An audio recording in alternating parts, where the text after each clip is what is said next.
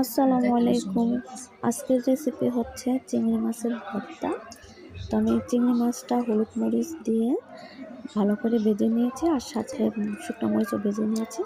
এখন আমি চিংড়ি মাছটা একটু ছেঁচে নেব। আপনারা চাইলে ব্লেন্ডার করতে পারেন, কিন্তু ছেঁচার মজাই আলাদা। তো আমি পুরো ছেঁচে নিয়েছি, আর লবণ দিয়ে নামিয়ে পেস্ট একটু ভালো করে ডলে নেব, সাথে শুকনো মরিচও দিব।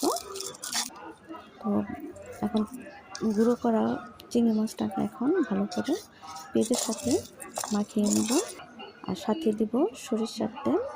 আর আপনারা চাইলে ধনেপাতাও দিতে পারেন, আমার হাতের কাছে ধনেপাতা ছিল না, সেজন্য আমি দিইনি। তো ধনেপাতা দিলে মজাই অন্যরকম। আর চিংড়ি মাছের ভর্তাটা হয়ে গেছে। ভালো লাগলে অবশ্যই লাইক কমেন্ট শেয়ার করে দেবেন। তো আল্লাহ হাফেজ।